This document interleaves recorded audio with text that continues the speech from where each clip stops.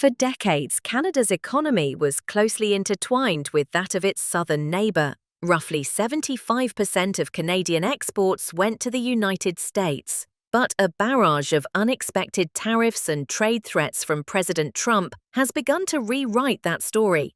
In 2025, multinational firms and foreign governments are increasingly courting Canada as a stable alternative, drawn by new trade deals and a more predictable policy climate. This documentary looks at why companies from autos to tech are redirecting investment northward, citing real examples, data, and the voices of decision-makers on both sides of the border. When Trump took office, he promised to shake up trade. He quickly slapped 25% duties on Canadian steel and aluminium in March 2025 and threatened 25% tariffs on cars and parts. His aides even floated a 10% levy on all Canadian energy exports. The result was economic shock. The old relationship with the United States is over, declared Canada's new Prime Minister Mark Carney during his 2025 visit to Washington. Canadian firms braced for impact. As Reuters reported, a British Columbia capsule maker began scouting Asian partners, and even a costume manufacturer slashed US prices. If you are a smart, savvy business person, you are not going to jump right back into another arrangement where you are totally reliant on a US partner, warned trade consultant Mike Chisholm. He notes that owners, banks, and investors all crave stability, and they're now eyeing other markets. PNP Pharmaceuticals in British Columbia, for example, is venturing into other markets like Asia to hedge against America's volatility. Label pack printing is even focusing only on Canada and shrinking its US sales, afraid that if Trump gets mad and throws a 50% tariff on Canadian goods, it's going to really put us out of the market. These anecdotes reflect a broader trend.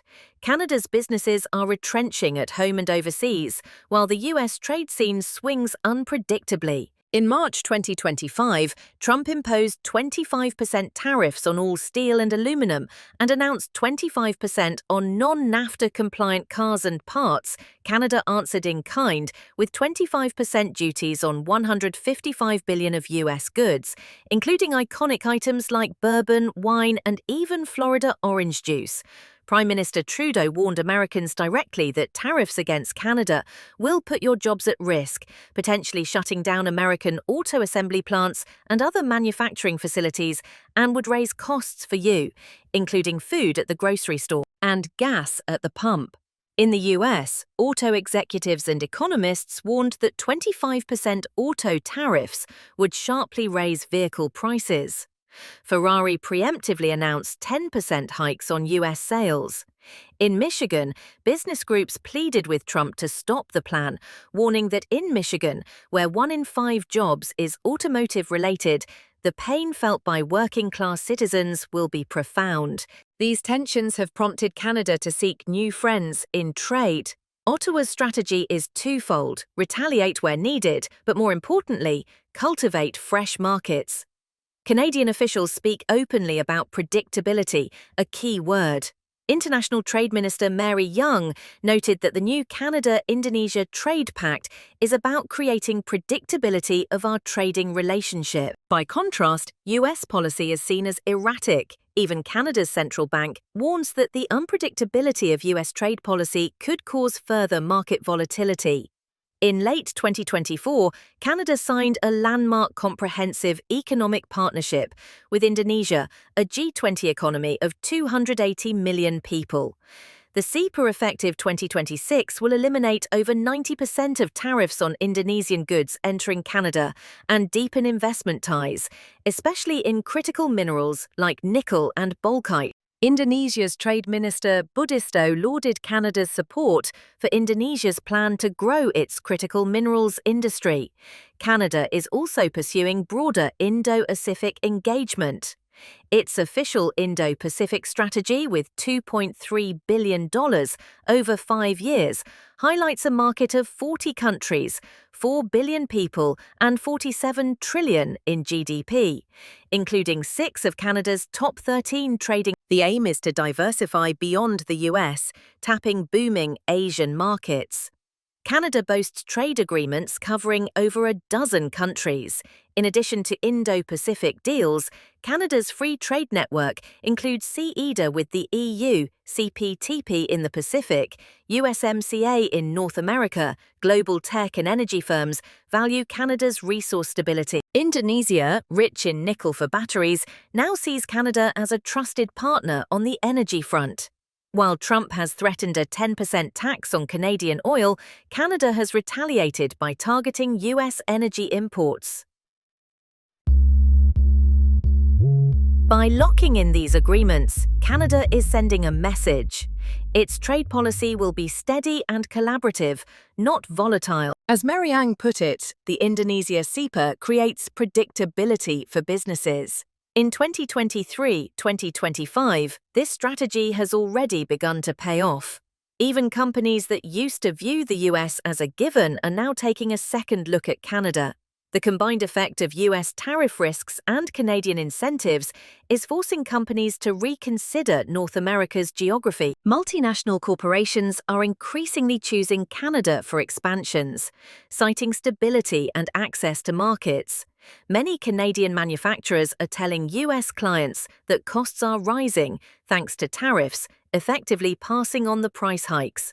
"We are talking to businesses and telling them their government has chosen to have them pay more," said James White, CEO of a Canadian steel component firm. Other firms are rewriting contracts to share tariff costs. One Montreal-based steel distributor warns its US sales could more than double in cost due to layers of tariffs, which means eventual price increases for US buyers. In response, smart investors are hedging. They're hiring Canadian sales agents, setting up European offices, and generally shifting investment away from the uncertain US scene. Tech giants and suppliers see Canada's appeal for R&D and production. For example, Foxconn, the Taiwanese contract manufacturer and Apple supplier, has emphasized its worldwide footprint to weather US trade shocks. "Clients may decide to shift production locations, but we are ahead," Liu said. "As a result, the impact on us is likely smaller compared to our competitors." Likewise, Canada is investing in its own semiconductor sector to attract chip makers, a sector where US policy has been heavy-handed and protectionist. Even the auto industry's giants are feeling the shift. Several major car makers publicly warned that Trump's 25% auto tariffs would hike vehicle costs for consumers. For instance, unconfirmed reports in 2025 suggested Honda was reconsidering its planned $15 billion EV manufacturing project in Ontario, partly due to uncertainty over US policy. Meanwhile, Canada has been courting automakers with incentives and continental tax credits under USMCA. In energy and raw materials, global firms are weighing Canada's resource potential against US unpredictability. Canada is a proven supplier of oil, natural gas, uranium, and lumber. Unlike the US, it has signed stable trade rules, including an investment chapter under USMCA. In all these cases, the underlying message is consistent. Stability matters. So multinational CEOs are watching the map and increasingly drawing business plans that include Canada as a preferred hub.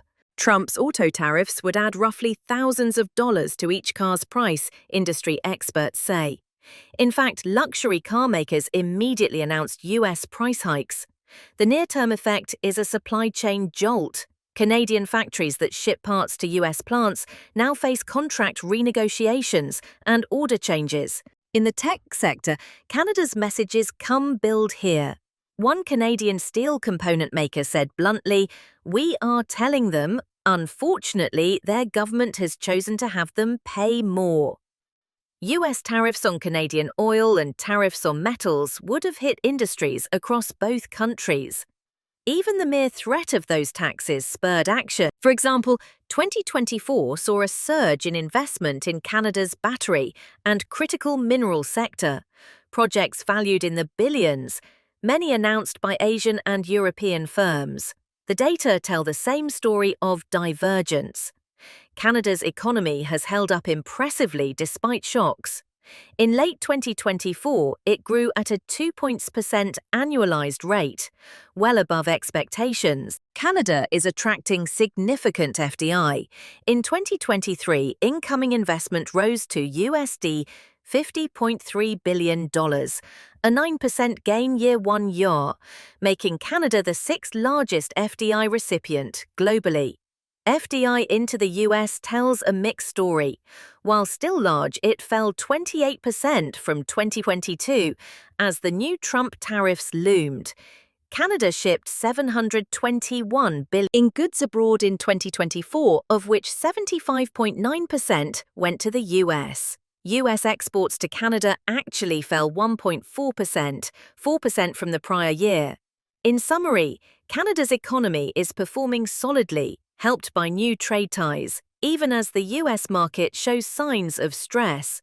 The debate is no longer confined to Ottawa. Leaders, CEOs, and workers on both sides are speaking out. The old relationship with the United States is over, Canada's Mark Carney said bluntly in Washington.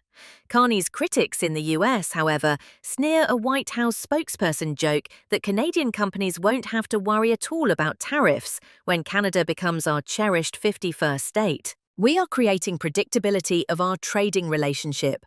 Canadian Trade Minister Mary Ang said of the Indonesia agreement in Michigan. The Detroit Regional Chamber and auto industry representatives sent a letter to Trump.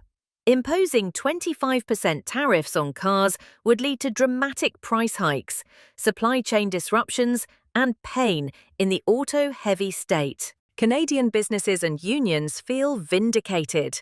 Unifor, representing Canadian auto workers, blasted Trump's policies as economic sabotage designed to bleed Canadian operations south of the border.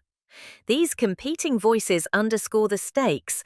On one side, Ottawa and its partners are saying globalization can be win-win if managed by rules, not by threats. In a world of shifting politics, Canada markets itself as the dependable partner. Its approach combines WTO-aligned tariffs, labor and environmental standards, and a commitment to treaties. Recently, Canada joined initiatives like the US-led Indo-Pacific Economic Framework, signaling it wants in on new trade liberalization, even as current US administrations have pulled back. At home, Canada is cutting red tape on foreign investment and offering fiscal incentives to redirect projects that might otherwise have gone to the US. The implications are clear and personal. A Canadian plant employing thousands is less likely if companies fear American retaliation. A higher phone bill or car price at an American store may result from these tariff battles. The underlying message: protectionism in one country can have ripple effects next door. Already, Canada's economy is showing resilience, but how long can it offset the drag from a trade war? Only time will tell if US manufacturers and workers will heed Trudeau's warning or press on with tariffs. What we know today is that global giants have taken notice. They see Canada signing deals and cutting deals while the US seems mired in a trade fight. Mark Carney and others in Ottawa are preaching to the world that diversified trade and reliable rules are the way forward. A message that resonates with many businesses in the next decade. The ripple effects of this policy tug-of-war will shape whether North America's economic future is defined by isolation or cooperation. If you found this video helpful, please give it a thumbs up and subscribe to the channel for more in-depth explanations of complex issues. And don't forget to hit that notification bell so you never miss an update.